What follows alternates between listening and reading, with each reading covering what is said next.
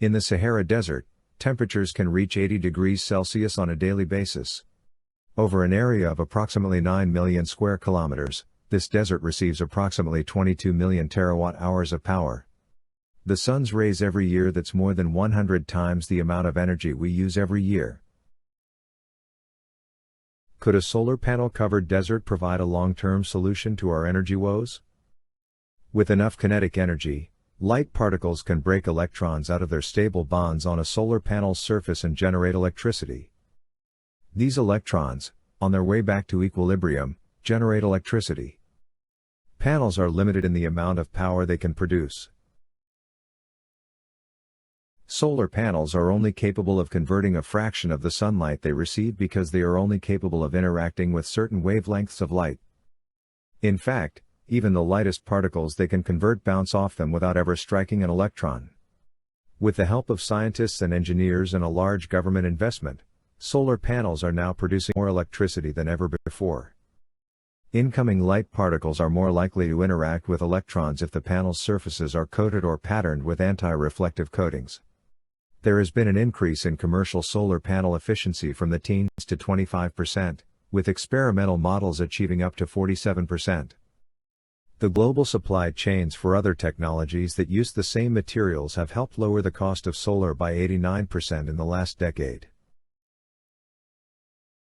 The combination of these factors has made solar power the cheapest source of electricity on the planet. These new solar panels have already been deployed in countries such as India, China, Egypt, and the United States. When the sun is high in the sky, their massive solar farms can provide energy for hundreds of thousands of people in the surrounding area. In addition, these farms can reach temperatures of over 100 degrees. The efficiency of a solar panel decreases as heat is absorbed from light that is not converted or reflected by the solar cells. Many farms also employ cooling systems that use a significant amount of energy to keep fans running or water moving at the ideal temperature. Solar panels in the desert, even with these systems, still absorb far more heat than the surrounding sandy environment does naturally. Existing solar farms have not been affected by this issue. However, if we attempted to enshroud the Sahara, the climate of the region would be drastically altered. It's already a problem when solar farms are built, but a plant of this size could have a significant impact on desert ecosystems. Fortunately, solar panels aren't the only option available to us. Large mirrors are also being used in some of the world's largest solar plants. The Noor power plant in Morocco is a concentrated solar power plant that will eventually cover 30 square kilometers of the Sahara. As the light hits a receiver, it is converted into heat and electricity. There is a danger to local wildlife, but these mirrors have less of an impact on the landscape. Many of these plants continue to produce electricity well into the night because it takes time for materials to cool down.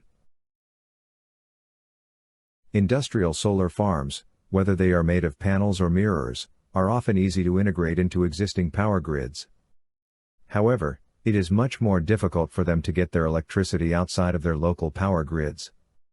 A number of countries are investigating the feasibility of linking their electrical grids around the world. Many farms also store energy in massive batteries, or convert their electricity into clean gas that can be used at a later time. However, these methods are still too costly and inefficient to use on a regular basis.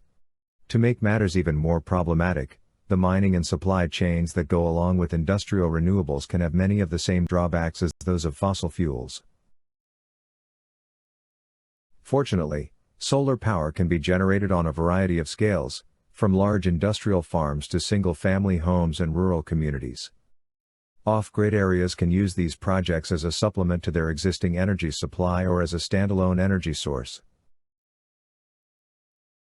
Installing and maintaining solar panels is a snap because they only require a few common parts. As a result, solar power was possible because of this flexibility. To have dropped in price and become so widely available in the last decade. We must increase our energy consumption if we are to keep up with the rising demand for energy in the world. We'll need big and small answers.